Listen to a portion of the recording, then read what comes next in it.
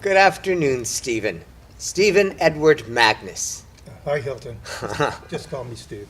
All right, Steve. It really is an honor to come together like this with you. And I'm going to say, like sort of like in communion of spirit. You know, oh, by the way, I'm Hilton Milan. And this is a pilot for the Divine Dude show. And I guess I'm the Divine Dude host. And he is a divine dude also. It's like I've always been open to his open-heartedness. Like he's kind. And kindness is something that this society needs. And there's just not enough of it. It reminds me of one of my first, one of the earlier movies I remember. And it might have been of the very young Queen Elizabeth the First, who I think I might be confusing things, but in this Queen Elizabeth movie, If you want to confuse it, it's okay. Right. But I remember this little girl, like this 5-year-old, in like full regalia, like in a mature woman's, like a queen's dress, about 5 years old. Yes. Back in the 17th century, or I think that's when it was, and like the actress that played, and it was so regal, and but in a child's body, in a mature position. Yes.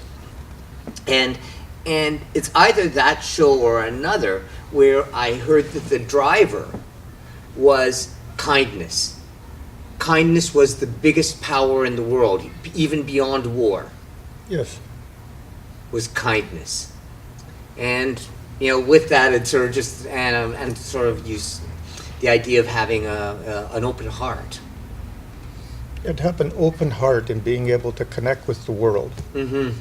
And since you asked me to do this, and since I committed to it, Yes. I had a dream. Mm-hmm. Yes, I had a dream. And in the dream, this dog came and laid its head on my lap. Yes. And I thought, and the dream was disturbing for me. I woke up and I was a little bit like, what was that about? Mm-hmm. And I thought it was because I read something in a book. It was about a Buddha, I think maybe Ananda. Mm-hmm. And before he reached his certain level of enlightenment, he saw this dog, and the dog was, the whole hindquarters was finished. It was crawling around on its front legs. Yes. And he had some compassion and love for this dog. Yes. And as soon as he opened his heart to the dog transformed into a Buddha. And he could not see it with his jaded eyes. He could see it only with the eyes of his heart. And the Buddha says, put me on your shoulder and let's go into town. And he went into town and he said to people, do you see anything? People said, we don't see anything. What are you talking about? And this one woman who had burnt off enough karma, she says, you got a rotting dog on your shoulder. And she was the one that could at least see something. And he gave her his blessings because she's the one that would evolve into being able to see the Buddha because she had some of the Buddha's compassion. So that we need compassion and love to connect to the world. Okay, that's part of the story. Here's what happened yesterday. I went to Starbucks, I'm coming back. I'm walking down the street, it's a side street, and I went, oh, there's barf on the sidewalk. Yes. I went, oh, and I went like up further, and I looked up, and there was a dog standing sideways with a man there, and a woman carrying water up there, and it took me 2 minutes to catch up to them. They were stopped to get there, and the dog hadn't moved. It was in silhouette. It hadn't moved. And when I got up there, I says, oh, I'm sorry to see your dog is sick. And the dog still hadn't moved. When the dog heard my voice, it turned and took 3 staggering steps to me. Mm-hmm. And the 2 people says, oh, be careful he doesn't barf on your feet. I says, let him barf. I don't care. And I put my hands out like this, and I said, I met you a while ago, because I knew this was his last day on earth. And I says, you won't die alone, Everything, no matter what happens, I said to the dog. I says, it's going to be fine. Yeah. So, so that was very interesting, because when you asked me to do this, all of the universe began to, serendipity began to speak and act, do everything around me. And I thought of that dog, and it reminded me when my cat Millie, Yes. she loved me. And within the context, within the idea of love, the feeling of love, that cat would just look at me and just beam. She loved me. She'd come and sit beside me. She really gave me love. If I was feeling down, she'd come, and I felt better because there was a creature that loved me. The power of love versus the love of power. That's what people get caught in. They get caught in the love of power, and then their life becomes a desert. They become parched no matter what happens. Everything, they're always thirsting because they need some love, and they're pursuing power all the time. It still is a vibration of love, but perhaps, could it be said it's not the highest, or? Well, I would say in the lower worlds, power and love, it's a duality. They're polarized. The more power you have, the less love. The more love, less power. Yes. But in the higher worlds, love and power come together. Yes. And you need both, and there's got to be a balance. So it's loving power, but like as the verb, the action, loving in action. And utilizing power for the good of all, but not overusing it. Well, here's the idea You spoke too. of duality. So like, how does one work with duality? Accept it and actually maybe even transcend it, because duality is not the final realm, is it? There are higher realms or other realms. We need to balance power and love, yin and yang. Male and female, all the opposites. And what happens is you swing from one extreme to the other, but for a split second there, as the pendulum swings, you're right at the neutral point. And you take the neutral point above these two polarities. The neutral force is spirit. It gives birth to the yin and yang. And that's what people need. That is true love. It's not the astral love where the guy says, if I can't have her, I'm going to harm her. Yeah. Well, that's not love. That's the extreme. This is not love. Yeah. This Or is, harm myself, but whatever it is, it's not love. yeah. There's the neutral force, and that's what we have to attune ourselves to. And with Millie, Yes. she got very old. We had to have her put down. It's very difficult to watch her in pain all the time. So we took her down there, and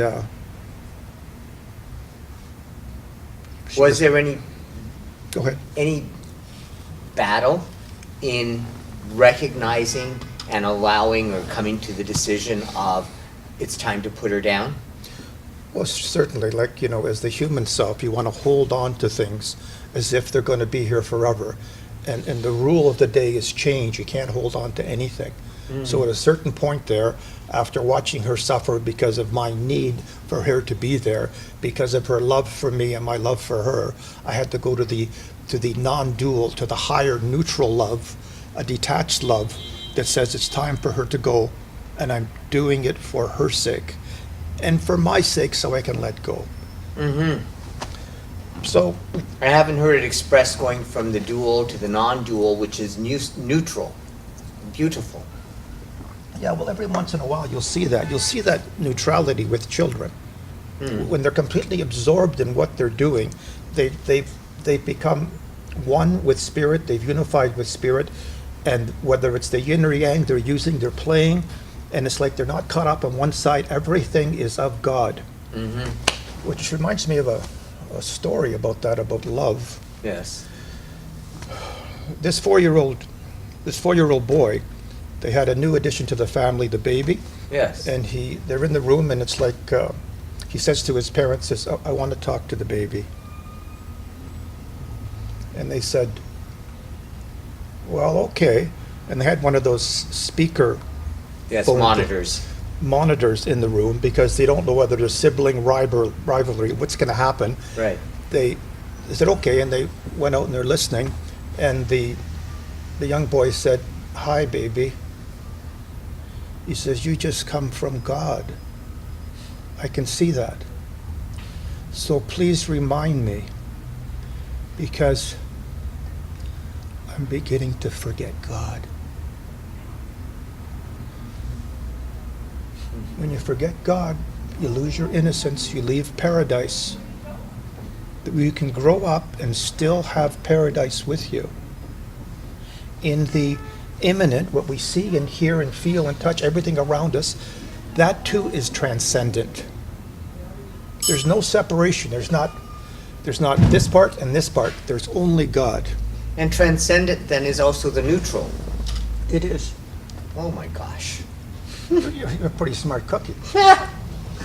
Oh Lord, I had duality. I thought, okay, the Trinity, you're supposed to go from that, and I thought zero was sort of at the, at the bottom, and then there was -1. But that's nonsense. That's only in the old duality model. Well, there's this too. If you're thinking about it, that's duality. Because Right. there's a subject thinking of an object. There's somebody grasping something. There's certain moments there when you're just clear and you're with the neutral force. But in our society, that's not looked upon as anything worthwhile. It's always the ego grasping what it sees or what it thinks or what it feels. So it's always like that. So let me go back to Millie now. Yes. Millie's on the table. They've shaved her forearm, and they're about to give her the injection. And she looks at me, and I go, oh, I surrender you to Spirit. And I said to the doctor, I said, She communicated that to you, or you to her? two-way The two-way. like it's a circle. Oh, all It's a- right. it's So that infinite- was beautiful. It was between the both of you in agreement and concurrence. Yeah, it's an infinity sign. It just goes like this. And I said to the vet, I says, look it, hold it 1 second. And what I did, I listened within myself, like what should be done here? Mm-hmm. And what came through was put one hand where her heart is on her back, and put the other hand on the top of her head. Mm-hmm. Yes. And so I says, now from the hand that's in her heart, put the energy up to the hand that's above her head. And I could feel the energy flow. It was flowing, and the doctor injected her. And I brought my hands down, and then I actually, very interestingly, I felt her leave her physical self. I felt her leave the body. Yeah. And that instant that she left, I saw her in a field of grass, and she was jumping because Millie was a jumper. Millie, when she was a kid, you'd make a loud noise, and she would jump 3 feet high. Yeah. So I saw her jumping in the grass, and I felt so good that she made the transition so quickly, wasn't holding on to the physical. And I looked at my wife, and I says, what did you just see? She says, I saw Millie jumping in the field. I said, so did I. Mm-hmm. Yeah. And I thought, these are moments in time where we affirm that there's something more than the physical universe. Yes. I mean, you got to have your feet on the earth, but your heart and head have to be in heaven. But you got to connect to the and our earth. spirit in the ethers. Yes. You can't be up in some cave and you come down into the valley, and the first guy that bumps into you, you punch him in the shoulder or something. You got to be able to right in the thick of things, and at the same time be in the solitude of the mountains. And so when these experiences happen, like with my cat and with this dog, Yes. the experiences are happening all the time. These are spiritual experiences, but people don't acknowledge them or recognize them. Spirit is something when you're dead, then you're going to go to heaven to get a reward, or there is no heaven and everything is just going to be, you just finished. Yeah, maybe afterwards you could speak more about, because there are people that are committed to not believing, and everyone's, nothing is wrong, and what's possible, atheism, agnostic, just as after you've told more of this. Well, with people, and most of the world, it seems to be like that. Yes. If it works for them, let them be. Yes. Because you can tell them your experience, and you might tone it down so you can plant a seed with them, so Yeah. they recognize that they're not alone, that they recognize there's more going on. And a good thing, if people are very much connected to their children or a loved one, and you ask them about those people, they'll talk about something. They won't call it a spiritual experience. It'll be very scientific. But the light of spirit will shine through their experience. And you have to respect that. Because you can't take people to a place where they could lose their marbles. When they go to a higher place, it's because they've earned it. They can walk into it. And it's not just a higher place of spirit. In terms of creativity, in terms of flow of energy. Like you see people that are highly creative, they may not be spiritual, but they are spiritual. Yeah. A acquaintance of mine, he knows Yo-Yo Ma, Yes. and he teaches at Juilliard, New York. And he was invited, there was 50 people. And Yo-Yo Ma was talking to people. They would play, and he would comment on what they're playing, like we did at the Conservatory of Music. Yeah, a master class. A master class. So he's telling people this, and they're taking it in because it's Yo-Yo Ma, and the people are virtuosos. They're incredible, And then somebody said, "Would you play?" So somebody brought out his cello. And he started playing, and the whole room got quiet because he was channeling spirit in terms of his creativity from some etheric dimension into the physical. And all these people that were considered great by world standards, they were awestruck. And one of them says, "I could never interpret music that way." And Yo-Yo Ma said, "You will interpret it your own way, through your own connection." And the seeds were planted today because you were in awe of the spirit that flowed through me. Not me, but the spirit that flowed through me is the spirit that flows through you. And so the next generation has been planted, and you will harvest the wheat, and we will eat the bread. So I thought that's incredible. And this particular guy is, he's exceptional. He's exceptional. So in collaboration,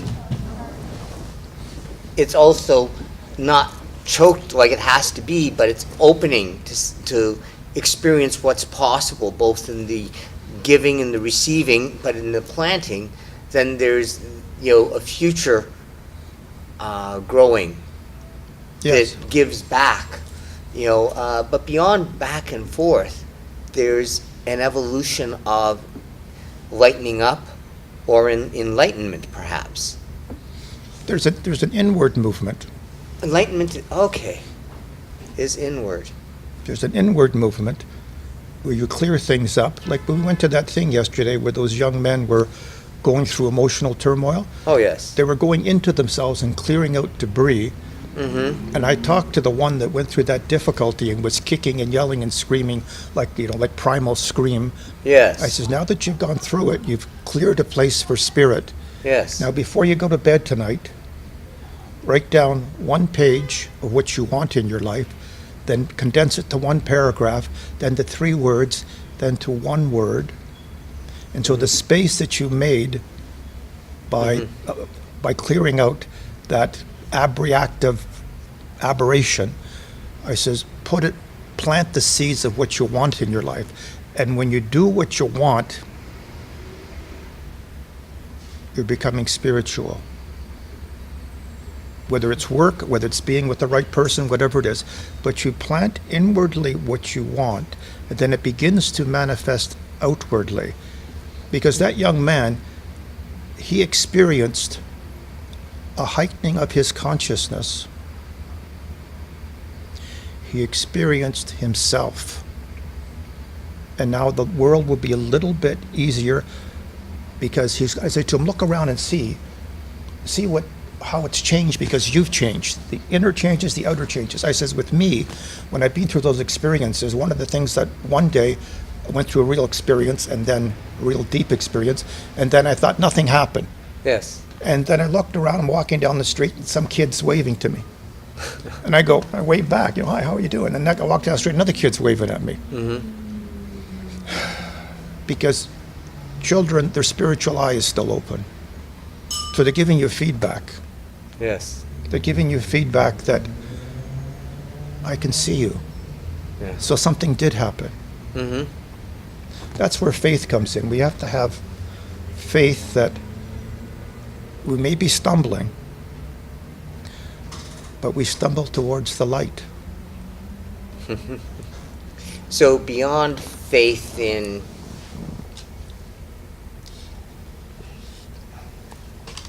a religion or a belief, this sounds like faith in a almost like an inner messaging Yeah, it's like in God. oneself, as you say, being in what they love. And even if it's in duality, if they're in, and even if they're in saying, I don't love that, but still living their life, it's still stumbling towards the light, isn't it? Yes, it is. And so the stumbling is a blessing. We don't recognize that. And sometimes we don't recognize that the pain and suffering is there to polish us, because we're all diamonds. And it's like, and all different religions are different facets of the same diamond. And, Yes. and before religion, there was energy or God or chi or prana or whatever you want to call it. That existed before religion, during religion, and after religion. And that's what people tune into. But they get mixed up with institutionalized stuff that it isn't really their essential core. Yeah. It's like going to university. It's a wonderful school, but then it's now living, and the living of it isn't out of the past. It's dynamically in the present. It's got to be in the present. If you're in the present, you're in eternity. Eternity is not something you're going to experience. Eternity is something that you and I are experiencing right now. And now. And now. We're always living in eternity. And that's the present. And that's the present, and that's the gift. And we're the bow and the arrow and all of it. Or the bow, the arrow. And limited to none of it. And then it's that essence. And when you live from your essence, Hilton, you affect people around you. You don't even know it. You're not even trying to. Because you are being what they essentially are. What everyone is. Everyone. It's like, in a certain sense, we're all God. More specifically, we're all God's spirit. Yes. And there's a phrase that I've used a few times. It's like, God looks at me with my eyes. I look at God with God's eyes. So it's God looking at God through the eyes of God, because all there is God. Yeah. The waves of the ocean fall back into the ocean. All there truly is the ocean. At the same time, you have some realization of that. You have to be able to get in the subway and go to work. And then getting on the subway and going to work is also of spirit. Yes.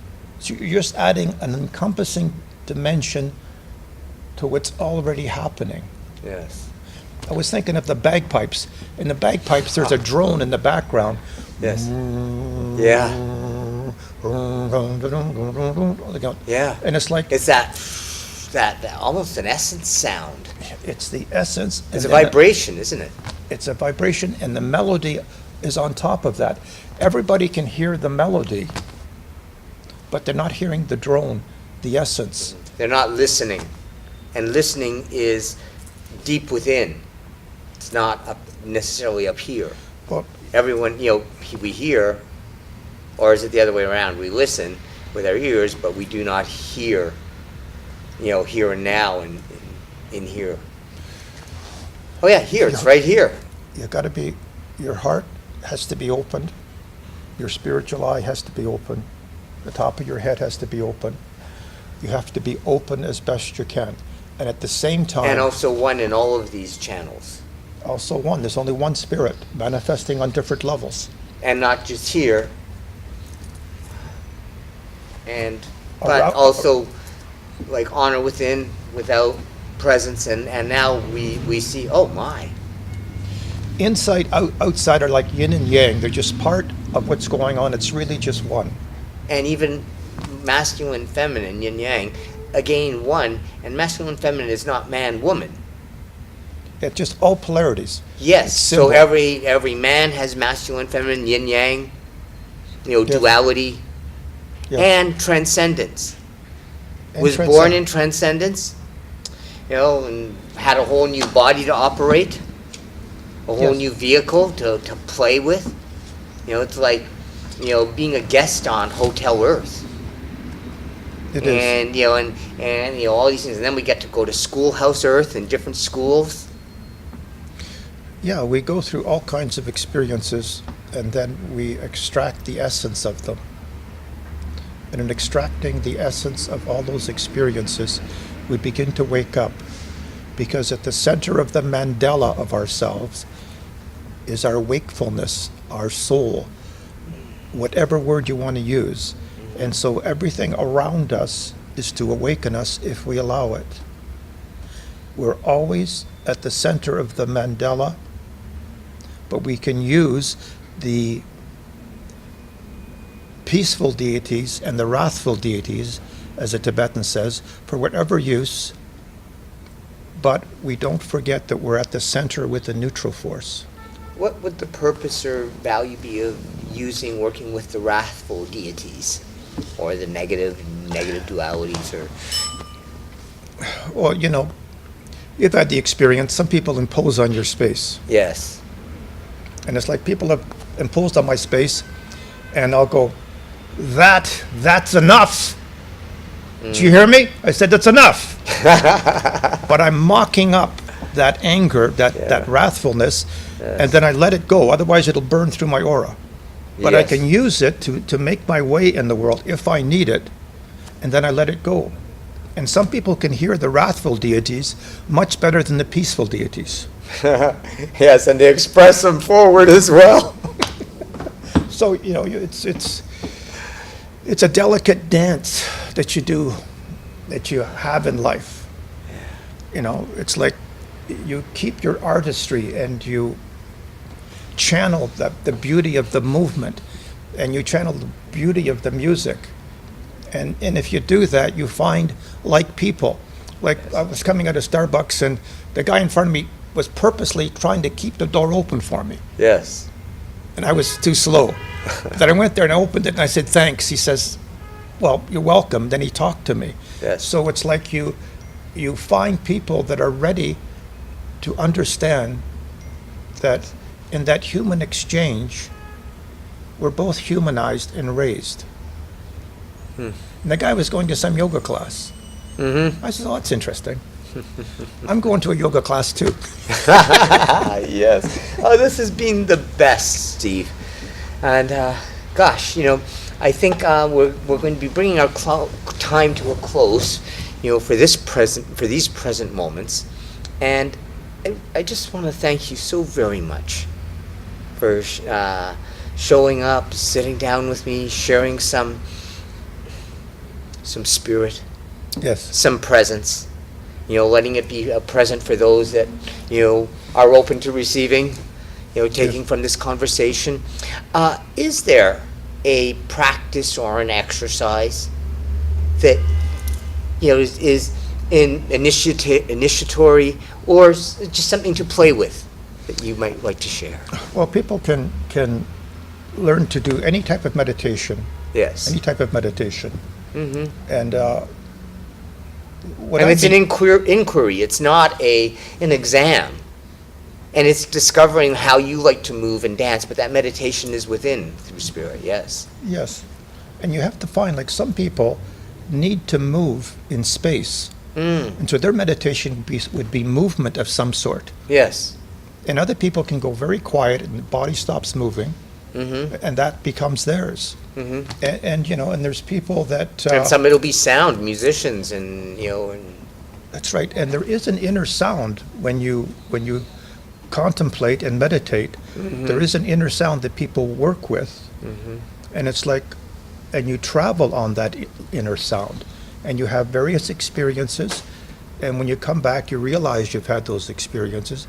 But while they were happening, they were complete flow. And you had that experience like with Yo-Yo Ma. Yes. He had the experience of performing, but it just flowed as if it wasn't coming from him. It was coming through him. And then he came back to himself. And also, if you want to look around, the world is constantly yes. letting you know that spirit's there. And we constantly ignore it.